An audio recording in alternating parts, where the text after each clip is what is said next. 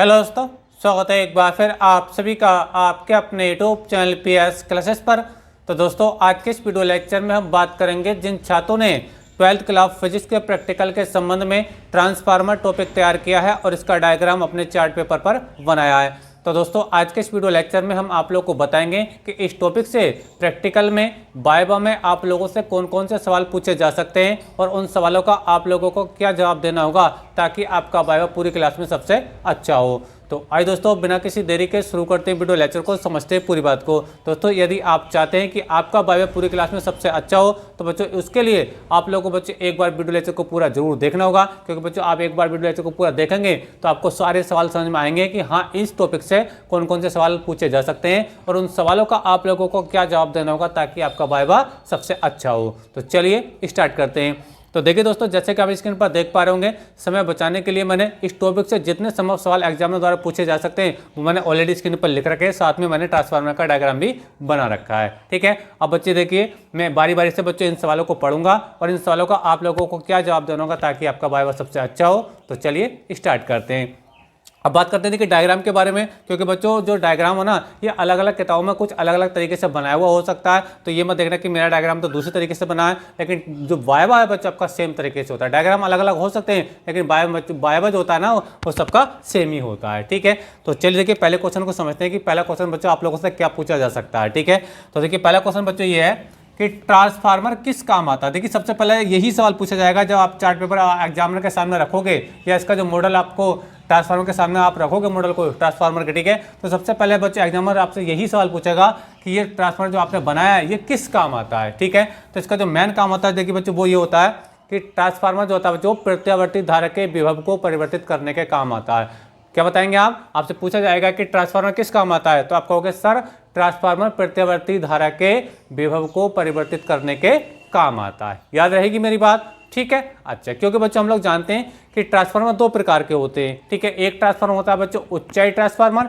और दूसरा होता है बच्चों अपचाई ट्रांसफार्मर, जिसमें एक का काम होता है विभव को बढ़ाना, एक दूसरे का काम होता है विभव को कम करना। अब कौन बढ़ाता है कौन कम करता है विभव को, ये मैं अभी आपको वीडियो में बताऊंगा। ठीक है, तो आपसे केवल अगर यही पूछा जाए कि ट्रांसफार्मर किस काम आता है, ठीक है, तो आपको यही कहना होगा कि ट्रांसफार्मर प्रत्यावर्ती धारा के विभव को परिवर्तित करने के काम आता है। ठीक है, तो ये बच्चों पहले क्वेश्चन का आप जवाब हो जाएगा।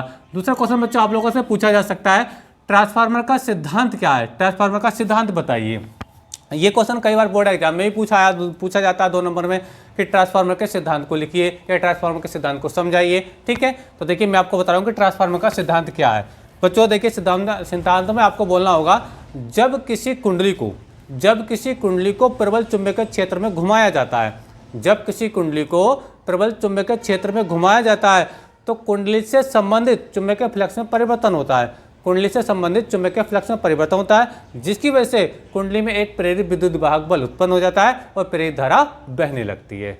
समझ में आ रहा है आप लोगों को मेरी बात? इतना आपको कहना होगा। क्या कहना होगा? एक बार फिर से बता रहा हूं कि जब किसी कुंडली को प्रबल चुंबकीय क्षेत्र में घुमाया जाता है तो कुंडली से संबंधित चुंबकीय फ्लक्स में परिवर्तन होने लगता है। ठीक है, जिस वजह से कुंडली में एक प्रेरित विद्युत वाहक बल उत्पन्न हो जाता है और प्रेरित धारा बहने लगती है। समझ में आ रहा है आप लोग? तो इतना आपको बच्चों इसके सिद्धांत में बताना होगा। ठीक है, नेक्स्ट बच्चों हम बात करेंगे, अगला सवाल है पटलित लोह क्रोड। पटलित ये जो आप देख पा रहे होंगे इसको बोलते हैं बच्चों पटलित लोह क्रोड। क्या बोलते हैं इसको? पटलित लोह क्रोड इसको बोला जाता है बच्चों, क्रोड। ठीक है, ये देखिए तो क्या पूछा जाएगा, देखिए पटलित लोह क्रोड किस पदार्थ की बनी होती है। तो पटलित लोह क्रोड जो होती है बच्चों ये नर्म लोहे की बनी होती है। किसकी बनी होती है बच्चों? मैं लिखता हूं नर्म लोहे की बनी होती है। नर्म लोहा, इसका आप जवाब देंगे नर्म लोहा। ठीक है, आपसे अगर पूछा जाए कि ये जो आप स्क्रीन पर देख पा रहे होंगे आपने डायग्राम बनाया होगा, पूछेगा ये क्या है, तो बोले ये पटलित लोहे की रोड है, ये बताएंगे। और आपसे ये पूछा जाए कि किस पदार्थ की बनी होती है, तो आप बनाएंगे ये नर्म लोहे की बनी होती है। ठीक है, नेक्स्ट बच्चों हम बात करेंगे प्राथमिक तथा द्वितीयक कुंडलियां। जैसे कि आप डायग्राम में देख पा रहे होंगे, आपने लिखा भी होगा द्वितीयक कुंडली और प्राथमिक कुंडली। ठीक है, तो क्वेश्चन आपसे पूछा जाएगा प्राथमिक तथा द्वितीयक कुंडलियां किस पदार्थ की बनी होती हैं। देखिए अभी जो मैंने आपको बताया इस पटलित लोह क्रोड के बारे में बताया है। ठीक है, लेकिन आपसे पूछा जाए कि जो प्राथमिक और द्वितीयक कुंडलियां हैं, ठीक है, ये किस पदार्थ की बनी होती हैं। बच्चों ये बनी होती है बच्चों आपकी ये कॉपर की बनी होती है। क्या की बनी होती है बच्चों? कॉपर की बनी होती है, तांबे की बनी होती है। यानी इस क्रोड पर तांबे की 2 कुंडली होती हैं। एक कुंडली बच्चों ऊपर की ओर देख पा रहे होंगे, दूसरी कुंडली नीचे की ओर देख पा रहे होंगे। ठीक है, समझ में आ रहा है? तो इनको ये जो कुंडलियों में तारों के जो फेरे हैं ये किस पदार्थ के बने हुए हैं, किस धातु के बने होते हैं, यही आपको बताना होगा। तो ये जो कुंडली होती है बच्चों किसकी बनी होती है? ये तांबे की बनी होती है। तांबे का तार होता है इनमें। क्या होगा बच्चों? तांबे का तार, तांबे के तार। ठीक है, यानी ये जो प्राथमिक और द्वितीयक कुंडलियां आप देख पा रहे होंगे, ये वाली और ये वाली, ठीक है, ये किस पदार्थ की बनी होती है? ये तांबे के तार की बनी होती है।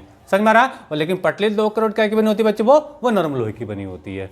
ठीक है, अच्छा अगला देखिए, अगला सवाल क्या है? ट्रांसफार्मर कितने प्रकार का होता है? ट्रांसफार्मर कितने प्रकार का होता है? तो ट्रांसफार्मर बच्चों 2 प्रकार का होता है। एक होता है उच्चाई ट्रांसफार्मर, एक होता है बच्चों अपचाई ट्रांसफार्मर। ठीक है, और आपसे पूछा है कि उच्चाई ट्रांसफार्मर क्या होता है? तो बच्चों उच्चाई ट्रांसफार्मर वो होता है, ठीक है, जो प्रतिवर्ती धारा के विभव को बढ़ा देता है। ठीक है, और अपचाई ट्रांसफार्मर क्या होता है? जो प्रतिवर्ती धारा के विभव को कम कर देता है। यानी देखिए, मैं आपको सिंपल वे में अगर मैं आपको समझाऊं तो एक ट्रांसफार्मर होता है बच्चों जो बिजली घर में होता है, और एक ट्रांसफार्मर वो होता है बच्चों जो हमारे मोहल्लों में चौराहों पर रखा होता है। ठीक है, तो वो बिजली घर वाले ट्रांसफार्मर होता है बच्चों वो होता है उच्चाई ट्रांसफार्मर। कौन सा होता है बच्चों? उच्चाई ट्रांसफार्मर, यानी बहुत हैवी वोल्टेज वहाँ पे भेजा जाता है वहाँ से। और ये जो आपके जो चौराहों पर रखा होता है ये अपचाई ट्रांसफार्मर होता है, ये विभव को बच्चों कम करने के काम आता है। समझ में आ रहा है? क्योंकि बच्चों बिजली घर से जब लाइट आती है, जो इलेक्ट्रिसिटी आती होती है, तो लगभग वहाँ पे बहुत हाई वोल्टेज होते हैं, 24,000 वोल्टेज पे करंट आ रहा है। ठीक है, और इतना हैवी करंट अगर डायरेक्ट हमारे घर में आ जाएगा तो हमारे घर के तो सारे इंस्ट्रूमेंट खराब हो जाएंगे। समझ में आ रहा है आप लोगों को? तो उसको कम कौन करता है? ये चौराहे पर लगा हुआ जो ट्रांसफार्मर होता है अपचाई ट्रांसफार्मर, ये वोल्टेज को क्या करता है बच्चों? कम करता है। समझ में आ रहा है आप लोगों को मेरी बात? तो ट्रांसफार्मर 2 प्रकार के होते हैं। नंबर 1 उच्चाई ट्रांसफार्मर, नंबर 2 अपचाई ट्रांसफार्मर। उच्चाई ट्रांसफार्मर क्या होता है? पावर हाउस यानी बिजली घर में होता है, और अपचाई ट्रांसफार्मर क्या होता है बच्चों? वो चौराहों पर जो रखे होते हैं मोहल्लों में। ठीक है, चलिए देखिए, मैंने आपको बताया कि ट्रांसफार्मर कितने प्रकार का होता है। तो ट्रांसफार्मर 2 प्रकार का होता है। नंबर 1 उच्चाई ट्रांसफार्मर, नंबर 2 अपचाई ट्रांसफार्मर। नेक्स्ट क्वेश्चन क्या देखिए, ट्रांसफार्मर की सहायता से किस धारा के विभव को बदला जा सकता है? ट्रांसफार्मर की सहायता से किस धारा के विभव को बदला जा सकता है? क्योंकि बच्चों धारा यानी करंट 2 प्रकार का होता है। एक होता है एसी करंट, एक होता है डीसी करंट, यानी दिष्टि धारा और प्रत्यावर्ती धारा। तो ट्रांसफार्मर की सहायता से प्रत्यावर्ती धारा के विभव को बदला जा सकता है, दिष्टि धारा के विभव को बदला नहीं जा सकता। यानी ये जो काम करता है ये एसी करंट के लिए काम करता है, डीसी करंट के लिए काम नहीं करता है। इस बात को याद रखेंगे। ठीक है, अच्छा अगला क्वेश्चन है बच्चों, क्या रहेगी? 7वां क्वेश्चन है, उच्चाई तथा अपचाई ट्रांसफार्मर में क्या अंतर होता है? उच्चाई ट्रांसफार्मर और अपचाई ट्रांसफार्मर में क्या अंतर होता है? तो देखो, उच्चाई ट्रांसफार्मर ने आपको बताया ये पावर हाउस पे होता है, ये प्रतिवर्ती धारा के विभव को बढ़ाने का काम करता है। और जो अपचाई ट्रांसफार्मर होता है, जो आपका नुक्कड़ जो आपके मोहल्लों में रखा होता है, चौराहे पर रखा होता है, ये प्रतिवर्ती धारा के विभव को कम करने के काम आता है। ठीक है, तो उच्चाई ट्रांसफार्मर का काम है वोल्टेज को बढ़ाना, और अपचाई ट्रांसफार्मर का काम है वोल्टेज को डाउन करना।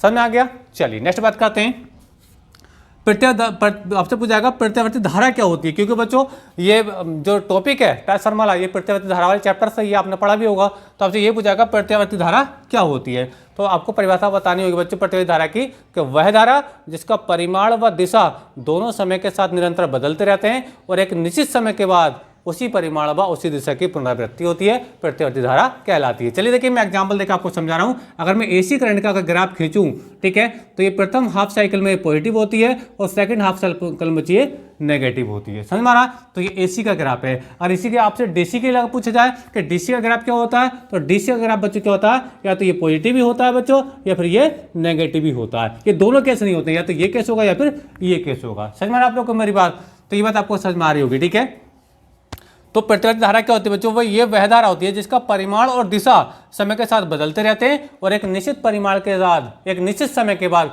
उसी परिमाण व उसी दिशा की पुनरावृत्ति होती है। और ये एसी का ग्राफ है और ये डीसी का ग्राफ है। समझ में आ रहा है? चलिए अगली बात करते हैं, प्रत्यावर्ती धारा का समीकरण क्या होता है? प्रत्यावर्ती धारा का समीकरण क्या होता है? देखिए आपने पढ़ा होगा, इसका जो समीकरण होता है बच्चों ये होता है, देखिए आई बराबर आई नॉट साइन ओमेगा टी होता है। ये प्रत्यावर्ती धारा का समीकरण है। क्या है? देखिए आई बराबर आई नॉट साइन ओमेगा टी। ठीक है, याद रखें, कई बार आपसे पूछा गया था।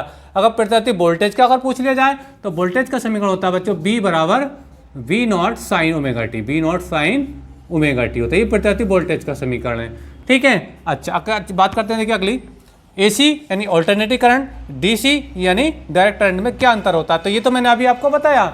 एसी करंट क्या होता है? AC करंट बच्चों ये होता है जिसका परिमाण और दिशा दोनों समय के साथ बदलते रहते हैं, लेकिन DC करंट जो होता है बच्चों इसका परिमाण और दिशा समय के साथ नहीं बदलते रहते हैं। ठीक है, यानी या तो ये पॉजिटिव होता है या फिर ये नेगेटिव ही होता है, यानी इसका परिमाण और दिशा चेंज नहीं होता है। ठीक है, तो ये इन दोनों में अंतर हो जाएगा। तो AC और DC में क्या अंतर होता है?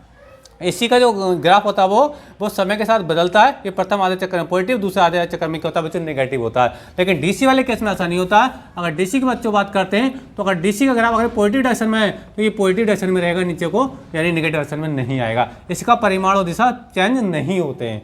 समझ में आप लोग को मेरी बात? जबकि DC में परिमाण और दिशा दोनों चेंज होते हैं। ठीक है, अच्छा आगे आपसे पूछ रहा है कि ट्रांसफार्मर में कौन कौन सी हानियां होती हैं। ट्रांसफार्मर में कौन कौन सी हानियां होती है? अगर हानि आपसे अगर बच्चों पूछ ली जाए तो पहली हानि होती है बच्चों, देखिए मैं लिख देता हूं 11वें सवाल का आंसर। 11वें सवाल का आंसर है पहली हानि बच्चों ताम्रिक हानि। क्या है बच्चों? ताम्रिक हानि। ताम्रिक हानि ये क्या होती है? ये बच्चों ये होती है कि बच्चों जब हम इस कॉइल के अंदर, इस कुंडली के अंदर करंट फ्लो कराते हैं, मतलब आई जब करंट फ्लो कराते हैं तो इसकी कुछ शक्ति क्या होती है बच्चों? नष्ट हो जाती है हीट की फॉर्म में। और ये उसका जो फार्मूला होता है बच्चों क्या होता है? H इक्वल टू क्या होता है बच्चों? I² R के बराबर जो एनर्जी होती है बच्चों वो क्या होती है? हीट की फॉर्म में क्या होती है? नष्ट हो जाती है। यानी जो ताम्रिक जब इसके अंदर करंट फ्लो कराएंगे, जब ये वर्क करेगा तो आपने देखा कि ट्रांसफार्मर क्या होता है बच्चों? बहुत गर्म हो जाता है, क्योंकि इस कॉइल में क्या होता है बच्चों? क्या होती है? बहुत हीट उत्पन्न हो जाती है। तो इतनी एनर्जी जो है बच्चों क्या होती है? वो हीट की फॉर्म में लॉस हो जाती है। फार्मूला याद रखेंगे H इक्वल टू I²R, जहाँ H बच्चों क्या है? हीट है। ठीक है, अच्छा और आपसे पूछा है एक हानि तो ये होगी ताम्रिक हानि, दूसरी होती है बच्चों आपकी फ्लक्स हानि। दूसरी होती है फ्लक्स हानि। क्या होती है? देखो फ्लक्स हानि, फ्लक्स हानि ये अगर आपसे पूछ ली जाए तो फ्लक्स हानि बच्चों ये होती है, देखिए ये जो प्राथमिक और द्वितीयक कुंडलियाँ होती है ना, इनमें कपलिंग यानी जो युग्मन होता है ना वो सही से नहीं होता, कपलिंग इनमें सही से नहीं होती है। यानी प्राथमिक कुंडली से जितनी जो चुंबकीय बल रेखाएं उत्पन्न की जाती हैं ठीक उतनी चुंबकीय बल रेखाएं बच्चे यहाँ पे रिलेट नहीं कर पाती हैं, यानी कुछ जो चुंबकीय बल रेखाएं वो इससे बाहर निकल जाती हैं। समझ में आ रहा है? तो दूसरी कुंडली का दूसरी हानि क्या होती है बच्चों? फ्लक्स हानि होती है। फ्लक्स हानि क्या होती है? प्राथमिक कुंडली से जितनी चुंबकीय बल रेखा प्रोवाइड की जाती हैं वो उतनी ही चुंबकीय बल रेखाएं सेकंड कुंडली तक नहीं पहुंच पाती हैं। समझ में आ रहा? तो ये इसकी बच्चों दूसरी हानि होगी। पहली है बच्चों ताम्रिक हानि, दूसरी बच्चों आपकी फ्लक्स हानि। तो ये बच्चों ये क्वेश्चन थे जो इस टॉपिक से आप लोगों से बाय में आपसे पूछे जा सकते हैं। उम्मीद करता हूं बच्चों सारे क्वेश्चन आपको अच्छे समझ में आ गए होंगे। ठीक है, वीडियो कैसा लगा कमेंट करके जरूर बताइए। वीडियो अच्छा लगा तो वीडियो को लाइक जरूर कीजिए। मिलेंगे नेक्स्ट वीडियो में किसी नेटो के साथ, तब तक के लिए धन्यवाद। Best of luck.